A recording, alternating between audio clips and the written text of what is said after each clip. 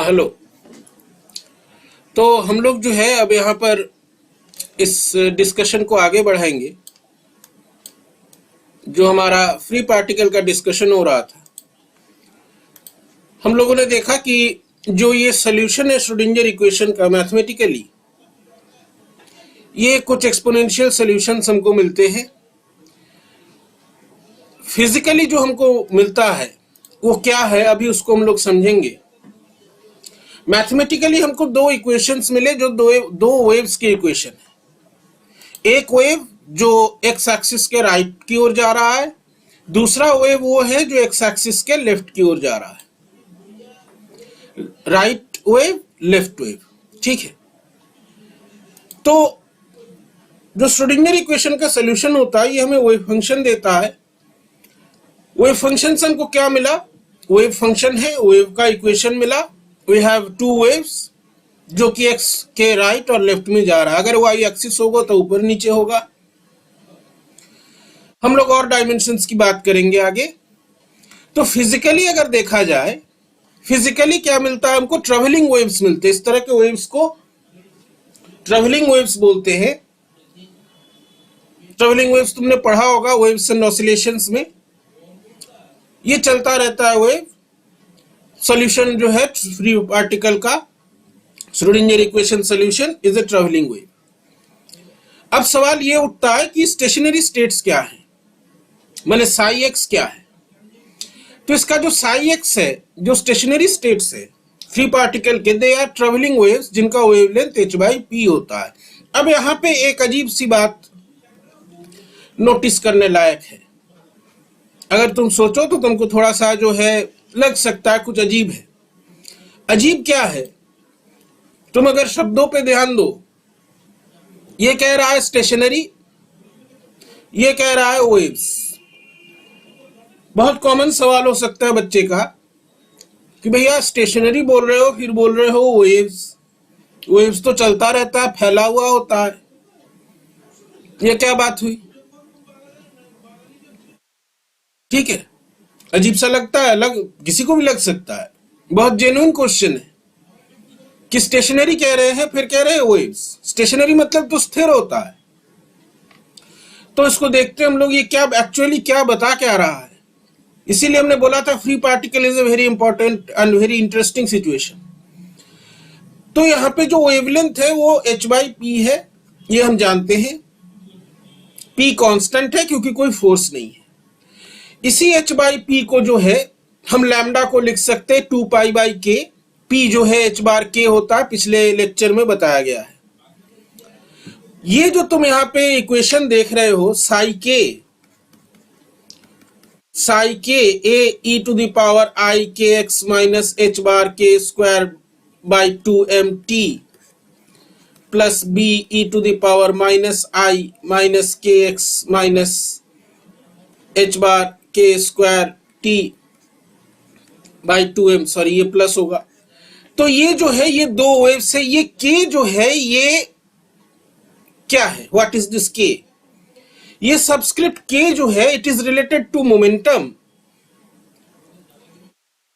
और ये बता रहा है कि मोमेंटम के अनुसार दो वेव्स हो सकते हैं, एक राइट की ओर चलता हुआ, एक लेफ्ट की ओर चलता हुआ। इसको हम बहुत सिंपल से तुम्हें बता देते हैं। सॉरी, हमारे पास रिलेशन क्या होता है? P = 2me, लेकिन ध्यान देना ये प्लस माइनस होता है।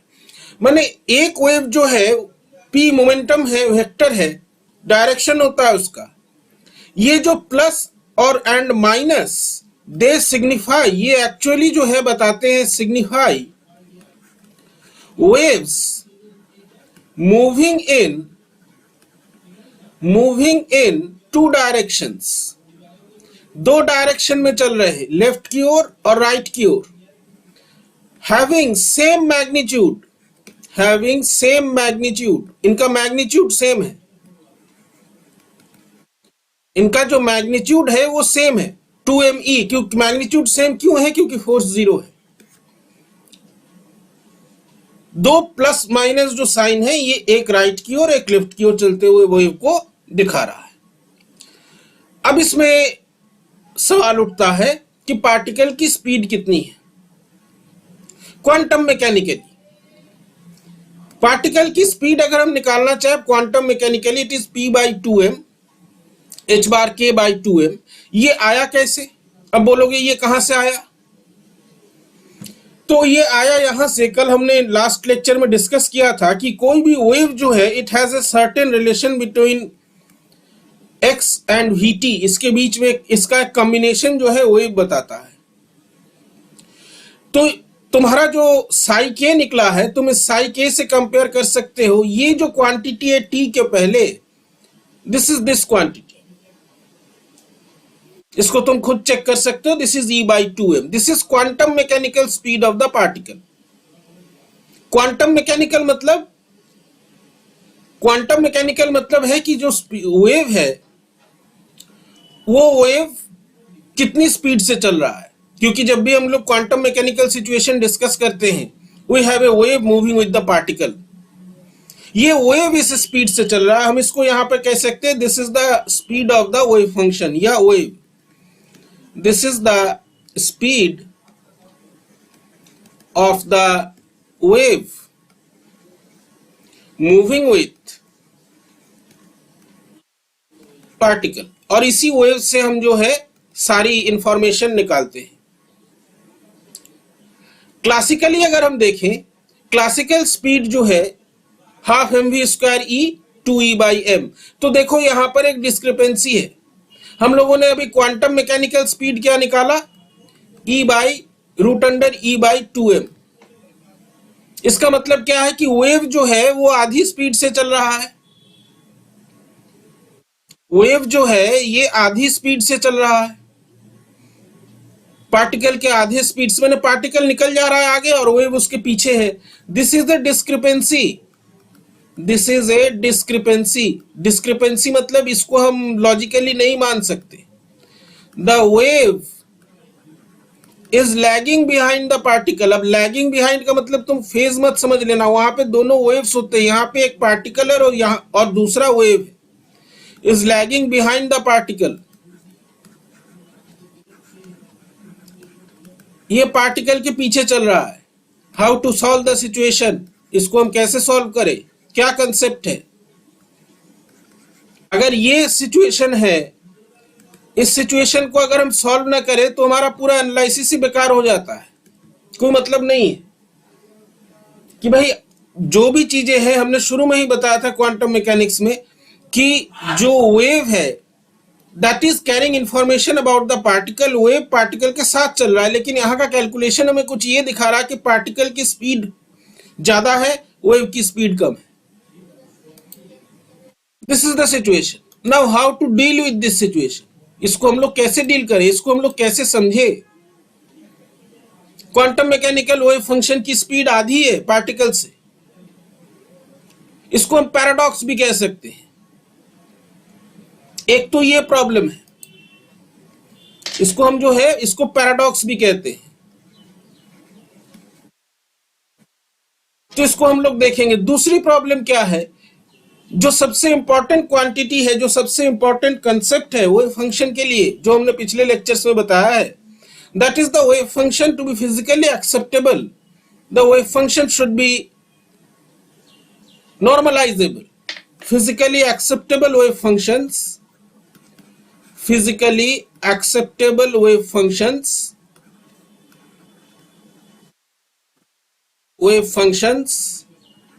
must be normalizable,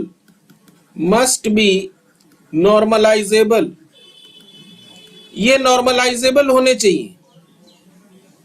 अगर ये नॉर्मलाइजेबल नहीं है तो ये फिजिकली किसी सिचुएशन को नहीं मैंने शो करते। नॉर्मलाइजेबल मतलब क्या होता है, जो इंटीग्रल हम करेंगे -∞ to +∞ psi star psi dx, अगर कोई क्वांटिटी है a², it should be equal to 1, तो हमको ये जो कांस्टेंट है इसको फिट करना होता है in the dimension. The particle is found somewhere in the reason,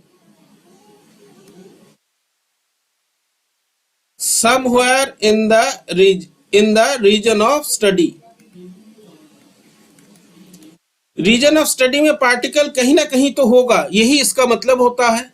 we are summing over probabilities, सारे प्रोबेबिलिटीज को सम करेंगे तो वन आएगा, पार्टिकल कहीं ना कहीं होगा।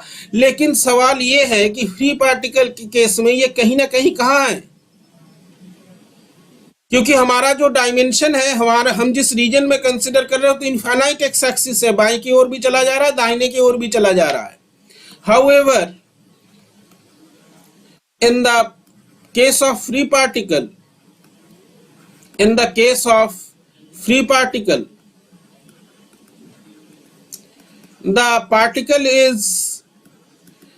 particle has no restriction, इसका कोई रेस्ट्रिक्शन है ही नहीं। रेस्ट्रिक्शन मतलब नो बाउंड्री, कोई बाउंड्री इसकी नहीं है कि a to minus a to plus a है, 0 टू a है, a टू 2a है, a टू 3a है, कुछ नहीं है। तो हम कैसे इसको नॉर्मलाइज करें? या नॉर्मलाइजेबल नहीं है तो कोई फंक्शन ये है ही नहीं। This is a very important concept,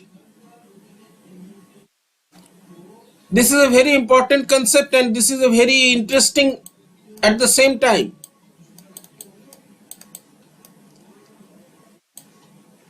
देखो तुम लोगों को जो है ये हम जो पढ़ा रहे हैं, इतना डिटेल नोट कोई देता होगा हमें नहीं लगता। हमने देखे हैं लेक्चर, अब उतना टाइम नहीं है मेरे पास कि हम दूसरे का लेक्चर देखें। बहुत लोग पढ़ाते हैं, बहुत लोग पढ़ाते हैं, इतना डिटेल नोट कोई नहीं देता है, लेकिन वो भर भर के व्यूज पाते हैं। पता नहीं तुम लोगों को क्या प्रॉब्लम है, बताते भी नहीं हो कमेंट में कि क्या समस्या है। खैर हम अपना काम करते रहे। तो नॉर्मलाइज अगर करना चाहे हम वो फंक्शन को, हम स्टैंडर्ड जो है प्रोसीड्यूर यूज करेंगे, साई के स्टार के वो फंक्शन, उसका कॉम्प्लेक्स कंजुगेट मल्टीप्लाई करेंगे, एक कांस्टेंट आएगा यहाँ पर मॉड ए स्क्वायर, लेकिन इसको माइनस इन्फिनिटी टू इन्फिनिटी हम करने जा रहे हैं, ये तो इनफाइनाइट हो जा रहा है। So the wave function is not normalizable. क्या मतलब है इसका? इसका मतलब ये है कि कुछ भी नहीं बताता है ये। इसका मतलब एक, इसका जो हम इंटरप्रिटेशन कर सकते हैं कि फ्री पार्टिकल के केस में separable of variable separable method जो है, ये ऐसा कोई रिजल्ट नहीं देता that is physically realised, that is physically realised. अब ध्यान से समझो। So this means that in case of free particle, the variable separable method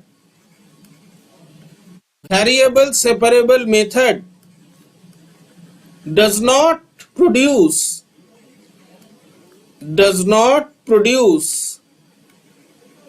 any physically realizable state।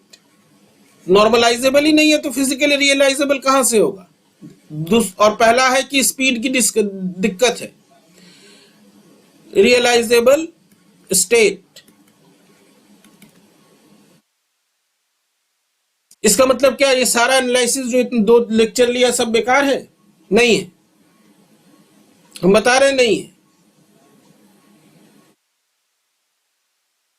क्यों नहीं है? अभी हमने तुमको बताया कि एक क्वेश्चन आएगा तुम्हारे दिमाग में कि आप एक बार कह रहे स्टेशनरी है, फिर कह रहे वेव है, दोनों कैसे हो सकता है? तो इसका जवाब यह है कि in free particle there are no stationary states, there are traveling waves। Stationary state होगा तो वो नॉर्मलाइजेबल होना चाहिए, लेकिन नॉर्मलाइज हम नहीं कर सकते। नॉर्मलाइज करने का तरीका है, उसको हम बाद में डिस्कस करेंगे। तो यहां पर जो है, या हम ऐसे कह सकते हैं कि कोई फ्री पार्टिकल जो है ये स्टेशनरी स्टेट में एग्जिस्ट नहीं करता है। स्टेशनरी स्टेट में एग्जिस्ट करने का मतलब यह है कि उसकी कोई डेफिनिट एनर्जी नहीं है। पिछले लेक्चर्स को थोड़ा देखो, पिछले लेक्चर्स में हम लोगों ने क्या देखा था, psi x T, Sai 1 x T, ये बड़े हाथ का है, हम यहाँ पे डॉट लगा देते हैं, ये छोटे हाथ का है, psi 1 x e to the power minus E1 t by h bar, psi 2 होगा तो E2 टी हो जाएगा। डेफिनिट एनर्जी लेवल्स नहीं है इसके, ये हमने बहुत पहले तुम लोगों को जब मॉडर्न फिजिक्स पढ़ाया तब भी बताया कि कोई इलेक्ट्रॉन जब निकल जाता है अपने न्यूक्लियस से, क्वांटाइजेशन खत्म हो जाता है। तो जब बाउंड्री कंडीशंस ना हो, you can not talk of discrete states और definite energy states. So the free particle cannot exist in definite energy states.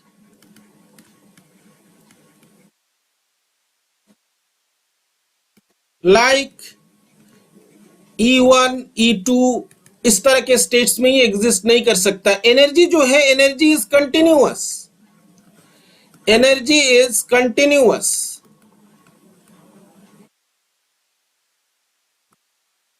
इससे हम जो इंपॉर्टेंट कंक्लूजन ड्रॉ करते हैं वो कंक्लूजन ये ड्रॉ करते हैं, without boundary conditions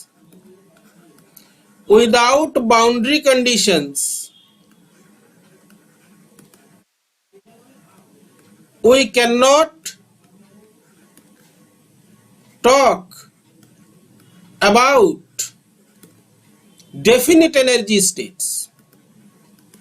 Definite energy states, इसका अगर एग्जाम्पल तुम्हें लेना है, a free electron has continuous energy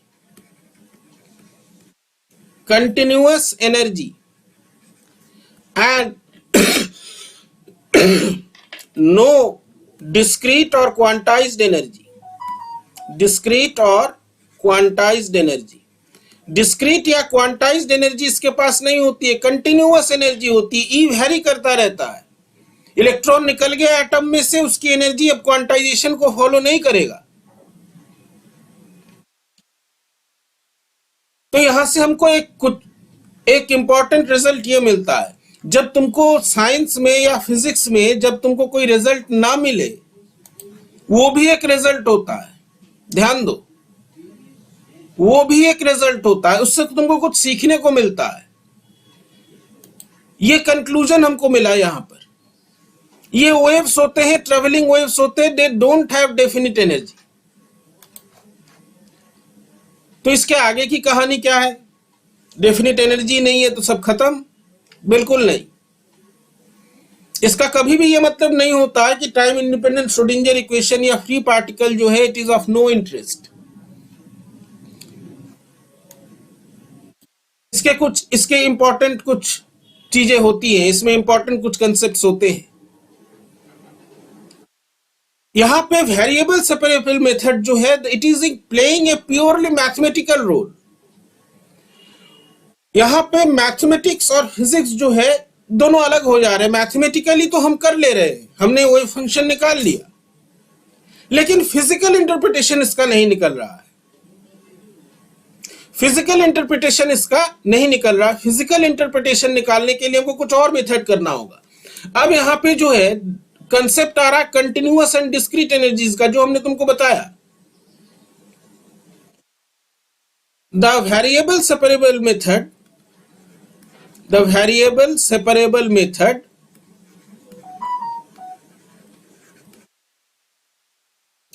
produces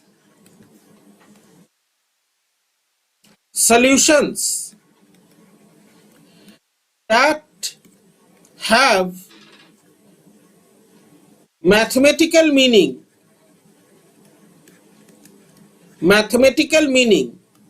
but they cannot be physically realized, क्योंकि स्क्वायर नॉर्मलाइजेबल है नहीं, स्पीड की प्रॉब्लम है। फिजिकली हम इसको रियलाइज नहीं कर पा रहे, फिजिकली हम नहीं देख पा रहे, क्योंकि हमारा वही फंक्शन नॉर्मलाइजेबल ही नहीं है। Then what is the solution?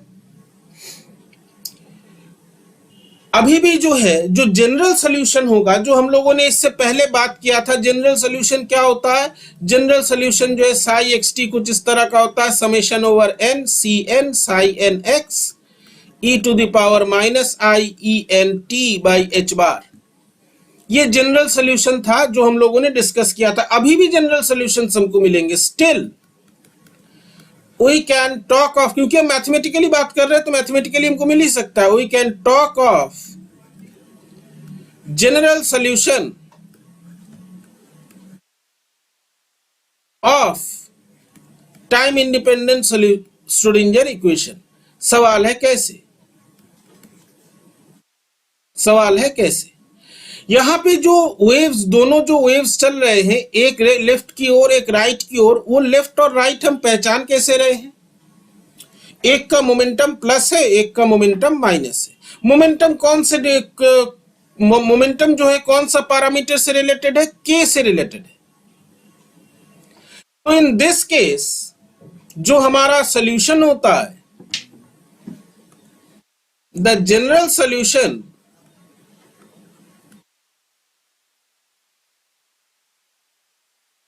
in this case is psi xt। अब यहां पे है क्योंकि एनर्जी हमारा कंटिन्यूअसली वेरी कर रहा है, या हम कह सकते हैं एनर्जी का पैरामीटर जो है वो के है, क्योंकि के मोमेंटम से रिलेटेड है, मोमेंटम एनर्जी से रिलेटेड है। so the solution is continuously varying with respect to k। जब कंटिन्यूअस वेरिएशन होता है हम लोग क्या करते हैं? हम लोग इंटीग्रल साइन यूज करते हैं। 1/√2 पाई कहां से आया हम बता रहे हैं। फाई के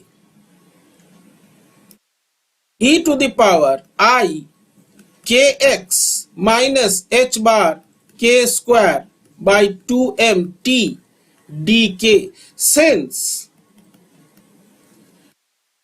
the variation in energy is continuous vary कर रहा है, and the parameter showing energy or momentum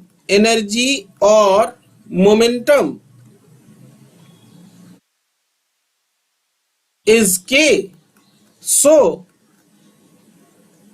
the general solution is in the form of an integral over k,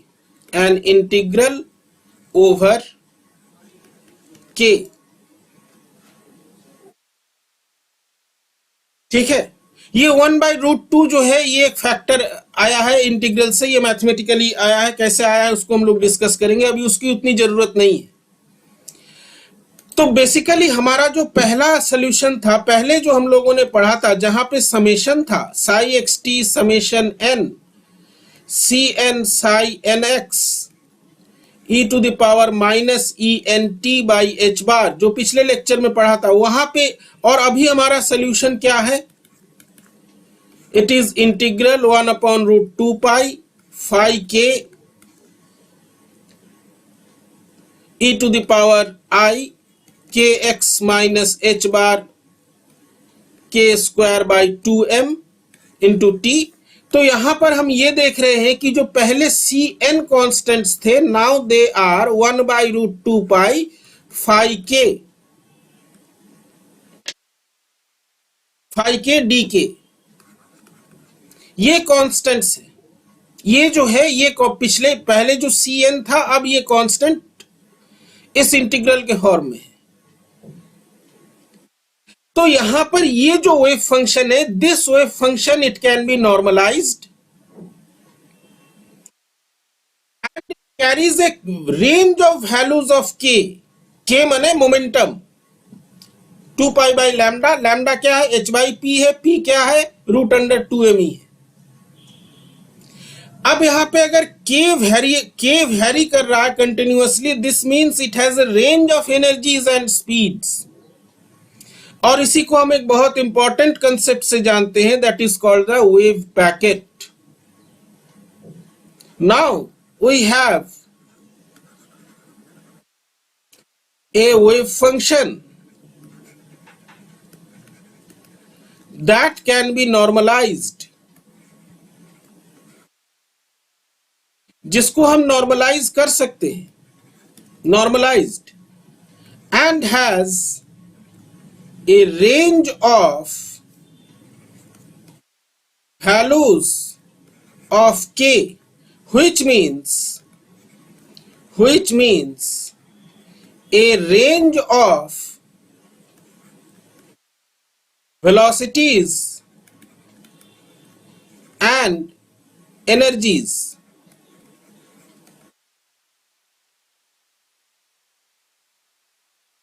This is called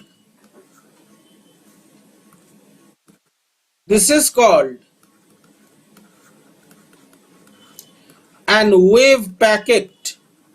इसी को हम वेव पैकेट कहते हैं। Sai x T 1/√2 पाई, इसको integral limit ले लिया, फाई के e⁻i kx माइनस h बार k²/2m t dk, इसको जो है हम कहते हैं वेव पैकेट। ये कुछ इस प्रकार का होता है,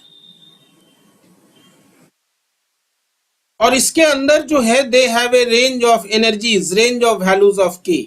ये जो है तुम्हारा एम्पलीट्यूड मॉड्यूलेशन की तरह है। इसको जो है कैसे हम लोग इससे प्रॉब्लम सॉल्व करेंगे, we will see to this in the next lecture. कृपया जो है वीडियोस को देखें, कुछ कमेंट करें, कुछ पूछे, कोई सवाल हो तो। ऐसे देख करके हम पे एहसान करने की जरूरत नहीं है। और दूसरी चीज ये है कि व्हाट्सएप लिंक और जो तुम्हारा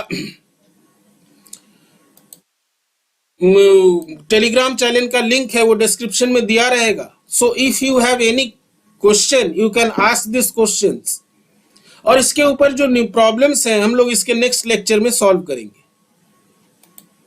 ठीक है, थैंक यू।